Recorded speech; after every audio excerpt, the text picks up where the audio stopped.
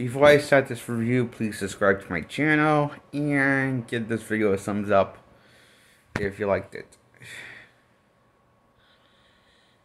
So this is my review on the Bourne Legacy, and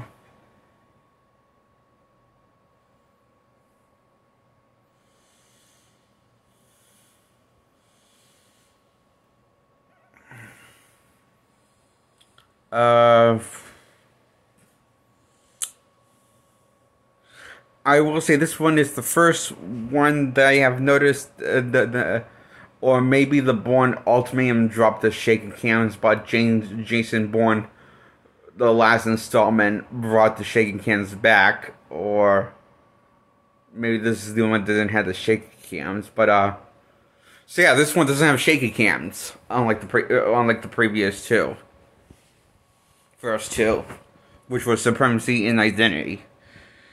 And this one does not have shake cam, so you can see the action.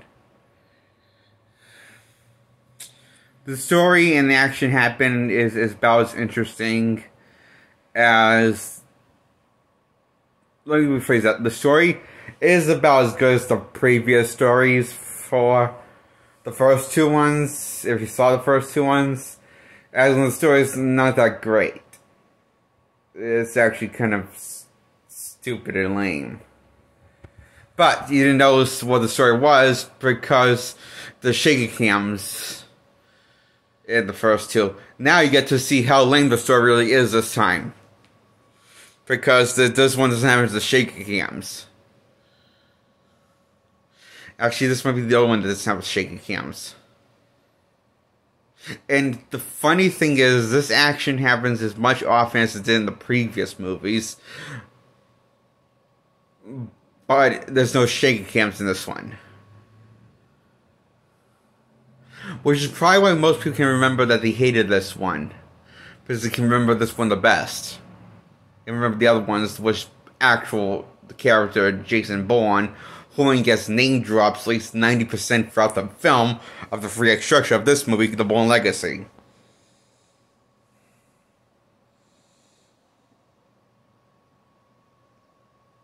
And it doesn't even make a cameo. Yeah, you would think with all the name dropping Bourne, they keep name dropping throughout the 3-act structure. Do you think we'll at least once have him have a cameo, and we'll have him have a fight scene with team up or with this guy, or have a showdown with this guy through the convenience of the plot saying so? But no, we don't really get that. So this is probably the first Bourne movie that doesn't use the shaky cams or close-up shots in the action scenes. That can make the audience feel disoriented like me, or claustrophobic like I felt with the close-up shots. The ones that go really close up in the face. And the stuff of nightmares. And you know how the first two Bourne movies, I think maybe the Bourne Ultimatum might have done that also, and the last one definitely did that. Basically, the ones just Jason Bourne, the ones that use the camera like those techniques, those bad techniques. And I noticed that. I think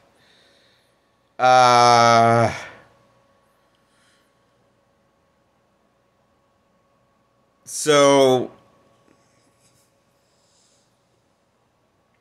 The dilemma is that he needs to get this drug injected in him, because he's all out of this drug that gives him basically superpowers. With quick reflexes and agility, like Jason Bourne has. Except Jason Bourne has that naturally, supposedly. But this makes him be more like a badass, like Jason Bourne, with the power of medication and illegal drug use. That's... even the FDA doesn't know about, but the government does, secretly, behind the FDA's approval. I think those are separate things. Is the FDA and government separate things, I think? Anyways, it's a drug that he can't get anymore in pill form, so he has to inject it in his bloodstream. And,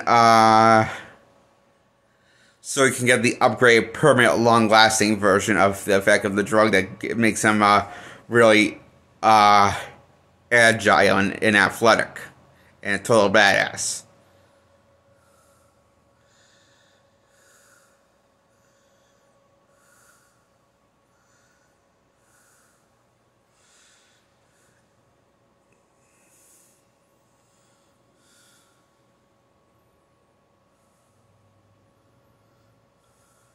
Because this entire time in the mountains that he's been living in, he's been using this, the shitty, outdated version that only lasts about an hour instead of a lifetime. And he could have gone the lifetime one, but he didn't know about it because nobody told him until he stumbled upon his love interest, his sexy love interest, and the effects of that drug that the last dose he took is wearing out. The effects are wearing out, and his race against time to actually basically to him get the drugs that last a lifetime into his body before he crashes. And by crashes, he'll die if he doesn't do it. Succeed, supposedly. He'll first crash, and then his heart will stop if he doesn't succeed with the mission. And with help of the girl that's a scientist, she will help him succeed with the mission. So it's for trial and error. Things eventually go according to plan, but not without almost getting killed many times. And we see lots of good action scenes, like the cool chase scenes and action scenes throughout the film that you can actually see without the shaky cam, and without the close-up shots happening, unlike the ones with Bourne, making this the best Bourne movie without Jason Bourne in the Bourne, saga.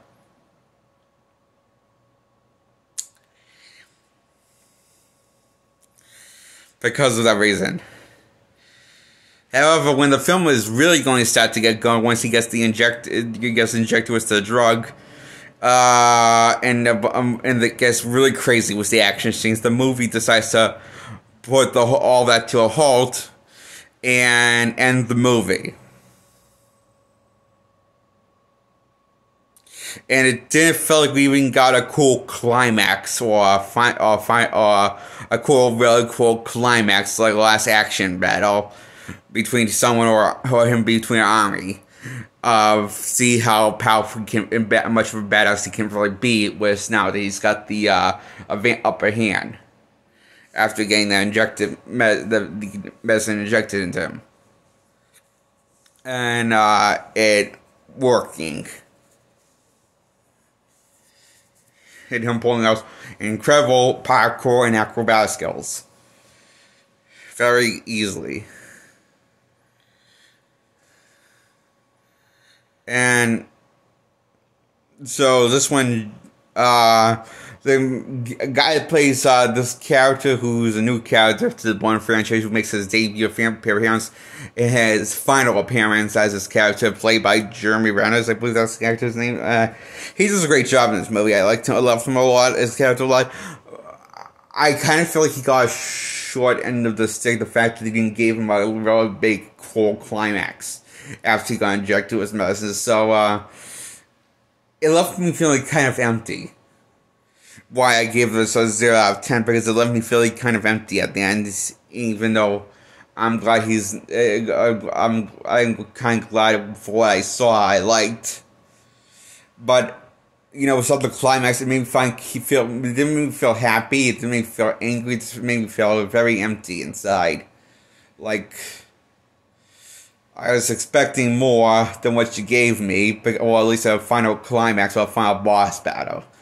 But you didn't do that once he got the almighty powerful MacGuffin.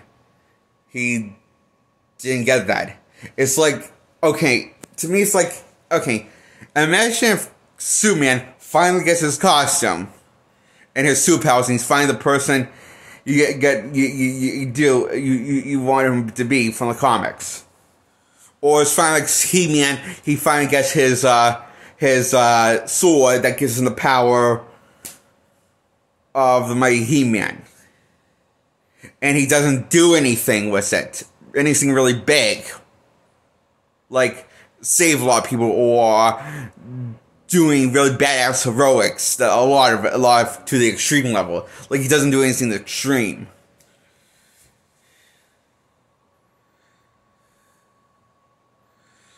Really, really extreme badass level. That's kind of how I feel about this.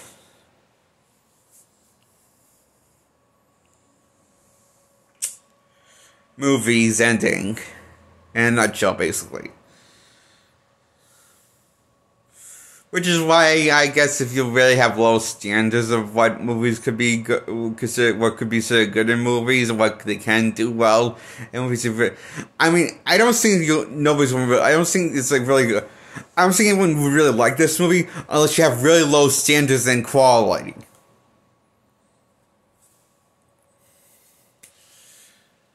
In terms of entertainment. So, which is why I give this a 0 out of 10.